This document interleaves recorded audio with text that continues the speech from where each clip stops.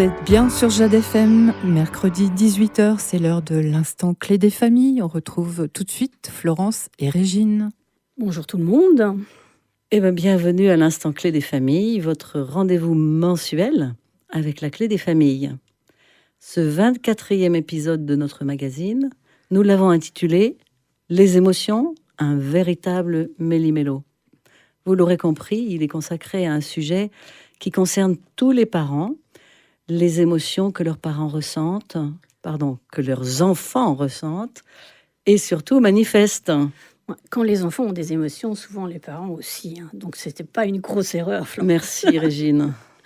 Oui, en tant que parent, vous êtes inévitablement confrontés à ce sujet. Vos chers petits ont des réactions qui peuvent parfois vous dépasser. Nous dépasser, parce que même nous, en tant qu'animateurs et bénévoles, on peut l'être aussi. C'est pas simple. Et pour démêler les expressions de joie, de peur, de colère, de tristesse que les enfants expriment, nous avons invité un professionnel. Voilà, on va vous dire qui dans une seconde. Oui, en effet, entre les colères, les peurs, les joies, les frustrations, il n'est pas toujours facile pour les parents, les adultes, de comprendre ce qui se passe et surtout comment réagir avec justesse. Alors, on va essayer ensemble, le mieux qu'on peut, de comprendre comment accompagner les enfants dans ce méli-mélo des émotions. Oui, notre objectif d'aujourd'hui, c'est bien de vous éclairer au sujet de ces émotions et peut-être même, on espère, de vous rassurer. Alors pour ce faire, comme tu le disais, Régine, nous avons la joie d'avoir à nos côtés Agnès Bouvier. Agnès est sophrologue et son parcours est très engagé auprès d'enfants depuis plus de 30 ans. Et donc, c'est une véritable expertise dont elle va nous faire part. Bienvenue, Agnès. Bienvenue. Bonjour. Merci, Florence et Régine. Bonjour, Agnès. Agnès, justement, pourrais-tu te présenter et nous dire comment ton parcours a été jalonné par l'intérêt que tu portes aux enfants ? Alors, tout à l'heure, Florence disait 30 ans, je dirais presque 40 ans même. Ça a démarré très jeune en étant tante, déjà. Et ensuite, après mes études, je me suis inscrite à l'école normale institutrice, dans laquelle j'ai pu avoir quelques notions de psychologie de l'enfant, du développement des enfants. Et même si je n'ai pas continué à l'éducation nationale, j'ai pour autant continué mon parcours professionnel avec effectivement un engagement fort dans une association de protection de l'enfance, en tant que bénévole pendant pas loin de 30 ans et une dizaine d'années en tant que salarié chargé de mission. Ensuite, effectivement, j'ai souhaité me former à la sophrologie parce qu'elle donne des clés justement pour pouvoir accueillir les émotions et puis un certain nombre de problématiques d'enfants comme d'adultes d'ailleurs. Et enfin, depuis que je suis en Loire-Atlantique, j'ai pu intégrer cette association La Clé des familles et qui me permet d'agir régulièrement auprès des enfants. Parfait. Alors, Agnès, merci pour cette présentation. Nous, donc Régine et moi, avons 1000 questions à te poser. On va essayer de faire le tri. Et moi, je commence par ces 2 questions qui sont mêlées, un méli-mélo de questions, si je puis dire. Quelles sont les émotions principales et quelles sont les caractéristiques d'une émotion ? Alors, on va se limiter aujourd'hui, pour simplifier les choses, aux 4 émotions principales qu'on connaît tous, qui est la colère, la peur, la tristesse et la joie. Mais bien entendu, on pourrait en trouver plein d'autres. Et surtout, à l'intérieur de chacune de ces émotions, on pourrait décliner avec plus ou moins d'intensité. Donc, pour faire simple, on va garder simplement ces 4 premières émotions. Alors, comment elles se forment ? D'où elles viennent ? Alors, quand on nous parle de gérer les émotions, c'est compliqué tout simplement parce que les émotions, elles se créent de façon automatique. C'est notre cerveau, c'est une petite partie de notre cerveau qui s'appelle l'amygdale, qui nous sert d'alarme émotionnelle et qui, face à un événement, qu'il soit dangereux ou pas d'ailleurs, qu'il soit donc dangereux réellement ou perçu, va déclencher une réaction émotionnelle. Et là, de façon basique, l'être humain, il a 3 façons de réagir. Je fuis, j'attaque ou alors je me replie. Et ça, on n'y peut rien. C'est-à-dire qu'en fait, vouloir agir là-dessus, c'est impossible. Donc il faut vraiment garder ça à l'esprit pour tout le reste. C'est qu'en fait, on ne peut pas gérer ses émotions. Elles arrivent, point. Tout l'intérêt, ça va être ensuite de pouvoir analyser, réfléchir, regarder la situation. Et c'est en regardant cette situation et en analysant qu'on va pouvoir ensuite œuvrer sur qu'est-ce que j'en fais de cette émotion. Mais d'abord, je l'accueille et ensuite, j'en fais quelque chose. En fait, ensuite, pour pouvoir l'analyser, la penser, il faut qu'il y ait une autre partie du cerveau qui réagisse, c'est le cortex préfrontal, celui qui est juste derrière notre front. Et lui, il n'est pas mature avant 25 ans. Donc ça veut dire que les enfants, quand ils ressentent une émotion, ils vont la ressentir physiquement, d'ailleurs comme les adultes. Mais ensuite, effectivement, il va falloir, tant qu'ils ne sont pas mûrs, que quelqu'un vienne les aider pour arriver à accueillir cette émotion et à s'apaiser, à se réguler. C'est ce qu'on appelle la co-régulation avec l'adulte, qui doit être un adulte calme, posé, et qui va permettre de réguler cette émotion. Sinon, l'enfant n'est pas capable de le faire tout seul. Donc il faut apprendre non seulement aux enfants, mais peut-être aux parents.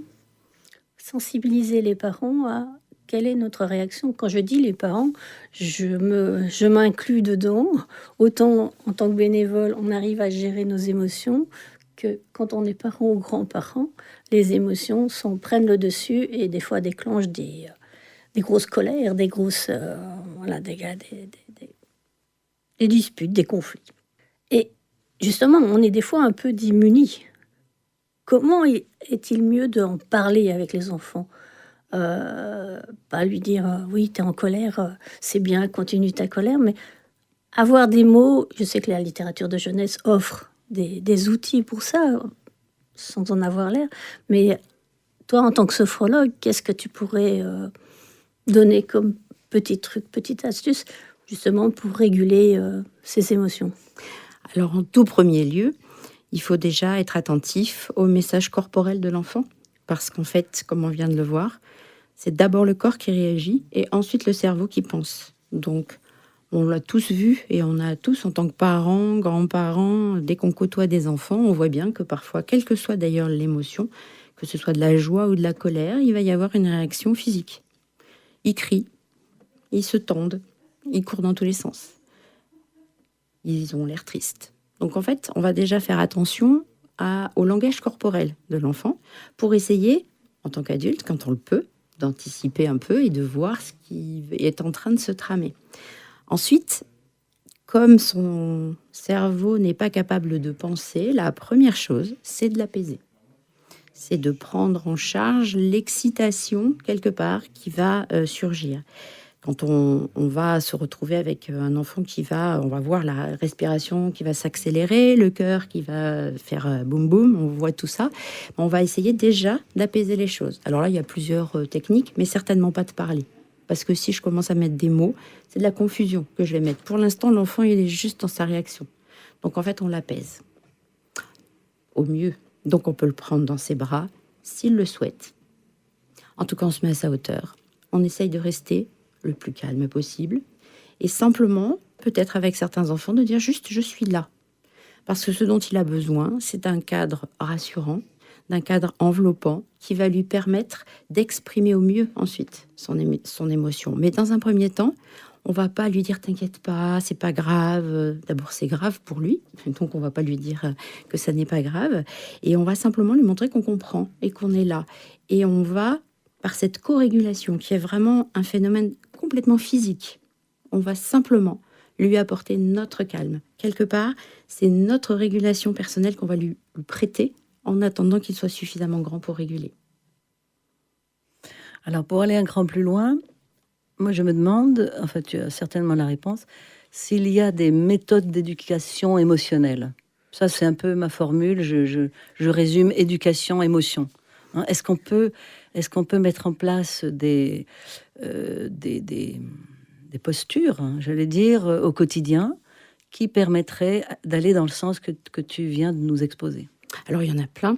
Il y en a qu'on voit passer beaucoup actuellement, c'est le fait d'apprendre à exprimer ses émotions. Alors d'une manière ou d'une autre, on l'a vu, les enfants ne sont pas forcément capables de les exprimer comme ça, mais on va pouvoir l'aider. Alors il y a la roue des émotions, qui est en fait un cercle sur lequel on a posé différentes figurines qui représentent la peur, la colère, la tristesse. Et l'enfant peut effectivement, dès son plus jeune âge, apprendre à repérer où il se situe, lui, sans avoir besoin de l'exprimer avec des mots. Au fur et à mesure, donc on peut intégrer une météo des émotions le matin quand on se lève. Et alors, comment tu vas ? Et en fait, ça va permettre en plus de partager, parce qu'en fait, l'intelligence émotionnelle qu'on veut essayer d'intégrer avec cette éducation émotionnelle dont tu parles, c'est très lié avec les relations humaines qu'on va avoir, en fait. Si on était tout seul sur une île déserte, qu'on se mette en colère et qu'on jette tout partout, à la limite, on s'en ficherait. Sauf que là, on vit en société, on vit dans une famille, et que ce qui est important, c'est que chaque membre de la famille apprenne à maîtriser finalement ses émotions, la réaction de ses émotions. C'est pas l'émotion qu'on va maîtriser, mais la réaction à ses émotions, pour que ça soit vivable, tout simplement. Parce que sinon, ça ne serait pas possible. Donc, on peut faire ça.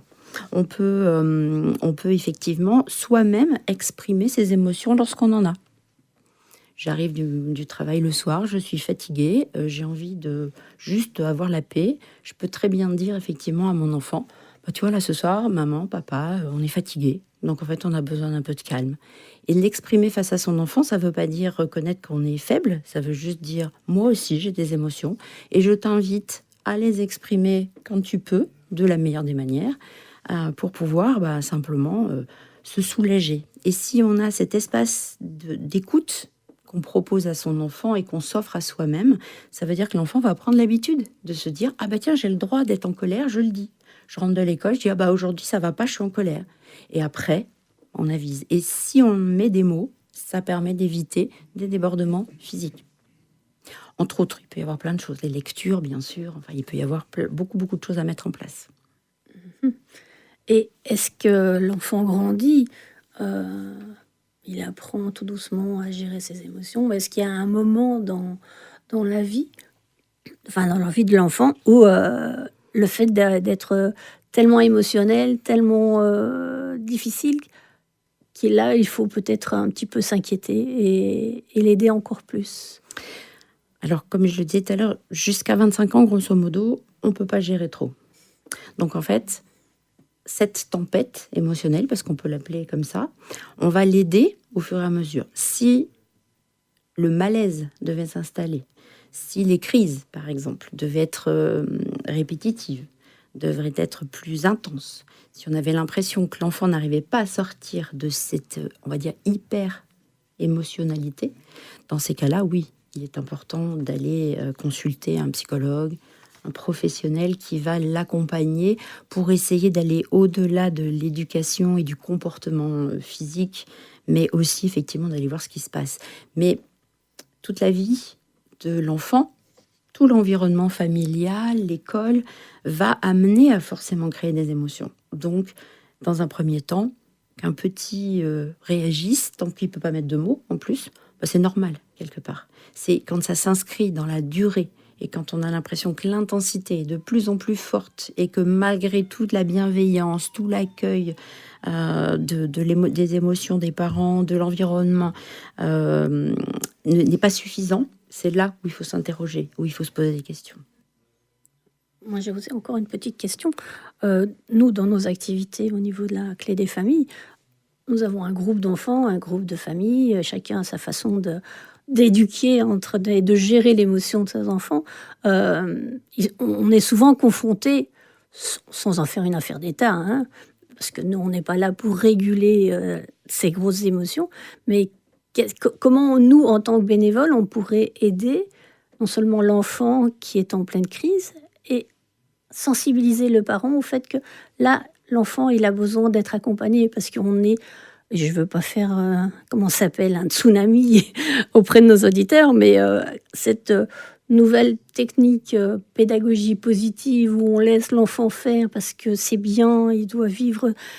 Quand on est en société, notamment en microcosme, comme dans nos activités, il arrive un moment où le laisser faire, ça devient un grand n'importe quoi. Et nous, en tant que bénévoles, on n'est pas là pour gérer ces conflits, on est là pour aider, sans en avoir l'air, nos familles et aussi aider l'enfant à vivre cette situation-là. Qu'est-ce que tu pourrais nous dire? Je te pose une colle, hein. Ça donne en 3 jours peut-être pour expliquer tout ça. Pour être brève, éducation positive, c'est souvent très mal perçu parce que justement, les gens confondent éducation positive avec laisser faire. Et en fait, c'est pas du tout l'idée. C'est pour ça que moi, j'ai tendance à parler plutôt de discipline positive, parce qu'un enfant a besoin de cadre pour se sentir rassuré, a besoin de règles. Il faut que ces règles, elles soient claires, il faut qu'elles soient concrètes, il faut qu'elles soient précises. Et il n'est pas du tout question, quand on vit en société, de laisser faire n'importe quoi. Même si l'enfant peut avoir, on l'a croisé parfois lors de nos ateliers, une bonne raison d'être en colère parce que il gère pas, comme on a vu tout à l'heure. Il est frustré parce qu'on l'a arrêté dans l'activité qu'il est en train de faire parce qu'on devait passer à autre chose ou parce que son parent a voulu lui faire quelque chose qu'il ne voulait pas. Donc tout ça, c'est normal qu'il réagisse. En revanche, effectivement, nous, on peut essayer effectivement d'appliquer ce qu'on vient de voir là, à savoir aller vers l'enfant, peut-être l'isoler pour qu'il soit pas, comme disent les jeunes, affiché devant tout le monde, essayer de le mettre à l'écart, d'abord parce que ça va un peu le faire revenir sur lui-même. Et puis après, il y a des techniques un peu de sophro qui peuvent être simplement de la respiration, qui peuvent être du retour au calme, le fait de reprendre contact avec son corps et avec son esprit sans être complètement dans une ébullition importante. Et du coup, ça va permettre, sans jugement, parce que c'est pas facile en tant que parent, pas toujours facile en tant que parent. C'est normal, on n'est pas parfait et l'enfant, il n'a pas besoin de parents parfaits, il a besoin de parents vrais, justes, mais qui soient eux-mêmes en fait et qui soient surtout présents et à l'écoute. Donc ça peut juste, par cette attitude-là qu'on peut avoir avec ses enfants, montrer aux parents que peut-être il y a une autre méthode à faire qui est plutôt l'écoute, l'accueil. Et puis verbaliser si l'enfant n'y arrive pas.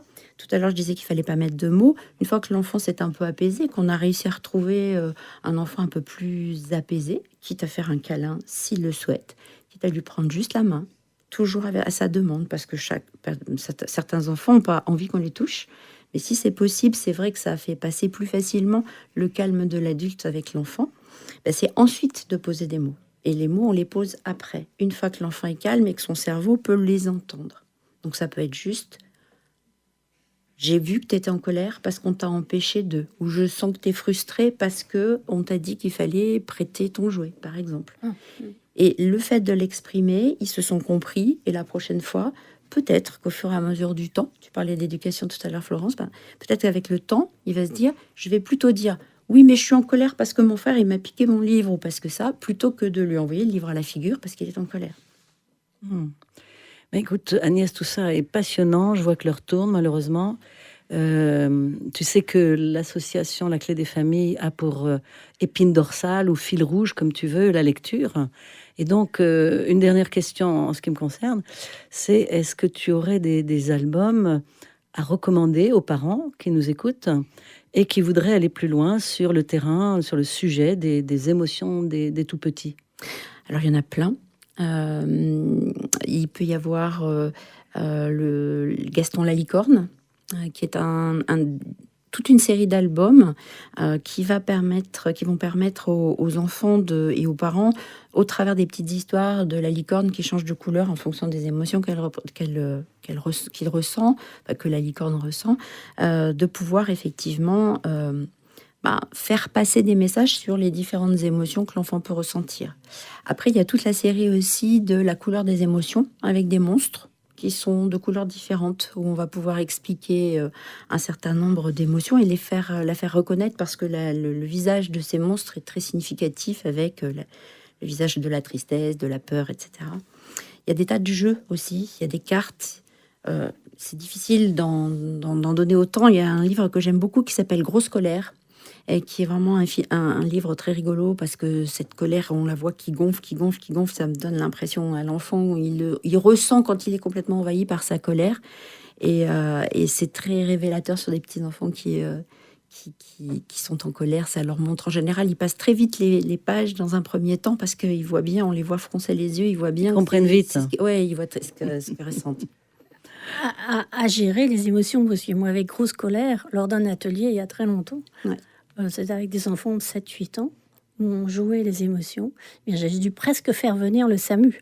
Parce qu'un des enfants a été dans une telle colère, il jouait tellement la colère, que j'arrivais plus à le faire respirer, à le faire revenir. Ce livre-là m'avait marqué. Et maintenant, quand je le raconte, je fais attention de ne pas trop insister, parce que vraiment, s'il s'identifie à cette colère, il peut aller vraiment très, très loin. Ouais. D'où l'importance après de la gérer, de mettre des mots sur cette colère-là. Ouais. Si vous permettez, j'ai aussi une page que j'aime beaucoup, qui est Papa Positive, qui est un papa qui développe énormément sur les réseaux sociaux. Il y a un site également où il y a beaucoup, beaucoup d'outils. Et on ne peut pas tous les citer parce qu'il y en a trop. Mais il a beaucoup de ressources, et des ressources qui sont en général gratuites, qu'il propose aux parents. Et je trouve que si on veut aller plus loin, faute de temps, on peut effectivement Mais on indiquera tout ça sur le site de Jade FM, sur le site web de l'association, évidemment, clédesfamilles.org. C'est très simple. Vous aurez toutes les références. Agnès, merci beaucoup. Merci. Avec plaisir. Merci pour cet éclairage riche, sensible et les précieux conseils que tu viens de nous donner. On comprend mieux maintenant à quel point les émotions font partie du développement de nos enfants et combien notre attitude de parents peut les aider à grandir plus sereinement. Et je rajouterais que nous retiendrons qu'apprendre à mieux connaître nos émotions de parents donne la possibilité d'accompagner un enfant dans les siennes. Tout à fait. Et pour les parents qui nous écoutent, les parents et tous les adultes qui nous écoutent, n'oublions pas qu'il n'y a pas de perfection en matière d'émotion comme en matière d'éducation, je pense. Juste des moments pour se comprendre, pour s'écouter un peu mieux chaque jour. Merci Régine, merci Agnès pour tout ça. Et moi, j'aimerais rajouter une toute petite chose qui va dans le sens de cette émission. Pour juste rappeler à nos auditeurs que nous avons à leur disposition, d'ailleurs, même carrément, on avait enregistré une émission qui a été diffusée le 12 mars de cette année. Voilà, on avait traité en fait sous un autre angle le thème des émotions, en l'occurrence la frustration des tout petits générée ou créée par les écrans. Bon, c'est un autre sujet, mais c'est un petit rappel pour les auditeurs. Vous pouvez retrouver ça, bien sûr, sur nos sites, sur nos documents, nos sites, surtout web. Bien, alors passons au coup de cœur des passeurs de rêve. Vous savez, les passeurs de rêve, ce sont nos lectrices du comité de lecture de l'association. Elles ont sélectionné pour vous quelques albums. Donc, émotions fortes, petites frayeurs, grandes sensations. Aujourd'hui, une spéciale sélection, comme dirait l'autre, sur les émotions. Les émotions. Tout simplement. Hein. Et puis, on est encore un petit peu dans le mode Halloween. On a peur. Donc, on a encore 2 ou 3 ouvrages que vous pouvez lire en dehors d'Halloween, de toute manière, parce qu'ils sont très, très bons. On va commencer par Zoé, Bulle à facettes. Et ce qui est très intéressant, on dit toujours que les livres arrivent à point.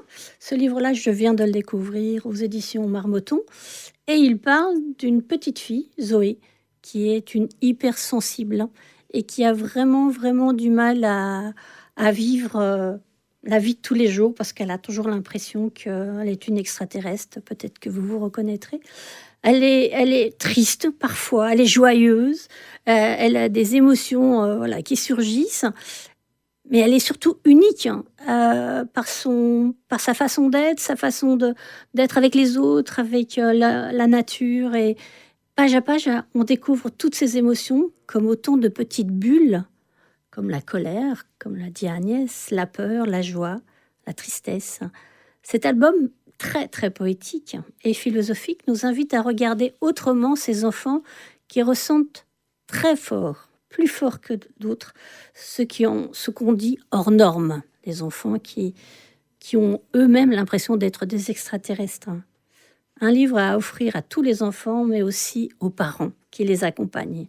Avec toujours dans cette maison d'édition un bonus, la chanson qui reprend toute l'histoire et des citations de professionnels sur les thématiques, notamment une citation de Bruno Humbeck. Merci Régine. Moi, je vais vous parler d'un album qui s'appelle Bienvenue au Coccinelle Hotel. Alors, je ne prononcerai pas le nom des auteurs parce qu'ils sont coréens. Oui. Je ne parle pas coréen. Mais c'est aux éditions La Martinière, La Martinière Jeunesse même, et c'est tout récent, ça vient de paraître. C'est parfait à partir de 4 ans. Alors, c'est la fin de l'automne, et dans la clairière, la famille Coccinelle prépare son hôtel pour l'hiver. Vous savez, les hôtels à insectes, là. Moumou, la petite coccinelle, rêve de voir des insectes, des beaux insectes. Mais en fait, elle découvre surtout des larves et des cocons. Oh, elle est déçue.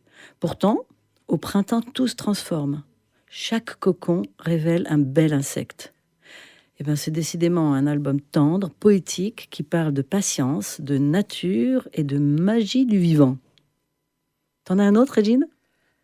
Tu oublies qu'à la fin de cet album, on peut fabriquer un hôtel à insectes. Oh, pardon, oui, c'est vrai. Très important parce qu'on va en fabriquer un à la clé des possibles. Oui, tu m'as dit ça, Au mois de effectivement. novembre. Effectivement, pardon. Oui, j'en ai un autre qui vient de sortir. C'est le Doudou de la sorcière. Donc, c'est le moment d'en parler puisqu'on est en pleine période. Mais c'est un livre gentil sur... c'est pas que sur les sorcières, en fin de compte. Parce que Nell, qui est une toute petite souris, elle a perdu son nounours. Donc, c'est un petit peu sur le doudou aussi. Et devinez qui l'a retrouvée ? Une sorcière bougonne. Et elle refuse de lui rendre. Alors Nell et ses amis vont tout tenter pour l'attendrir, jusqu'à l'inviter à un bon goûter. Entre colère, dispute et pardon, les deux, Nell et la sorcière, vont finir par se comprendre. Une jolie histoire qui montre que la méchanceté souvent cache un peu de tristesse et que la douceur finit toujours par gagner. Eh bien, notre dernier album s'intitule « Ne lisez pas ce livre à vos enfants ». Drôle de titre.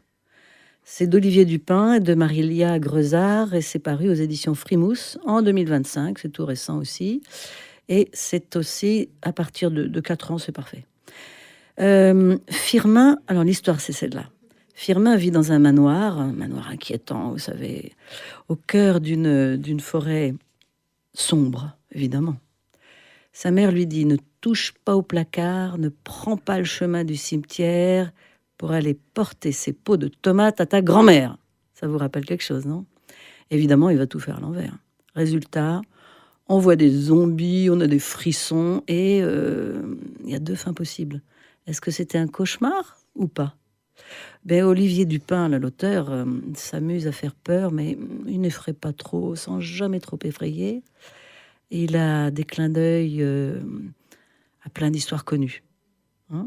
Donc c'est un album drôle, délicieusement effrayant, qu'on peut lire en famille, avec un bon chocolat chaud pour se remettre de ses émotions. Décidément, toujours les émotions dans les livres aussi. Ben, bien sûr, bien sûr. Alors, tous ces frissons, cette tendresse, beaucoup d'émotions, tous ces albums nous rappellent qu'avoir peur, c'est aussi être vivant. Vous pourrez les retrouver sur notre site clédesfamilles.org, en plus du site de Jade FM. Et nous en profitons aussi pour remercier les éditeurs qui nous envoient ces ouvrages afin de vous les faire découvrir. On passe maintenant à l'agenda des semaines à venir. Rapidement, donc ça sera pour la période du 13 novembre au 9 décembre, ben voilà la période à venir. Lundi 17, lundi 24 novembre et aussi le 8 décembre, il y a comme tous les lundis la clé des bambins.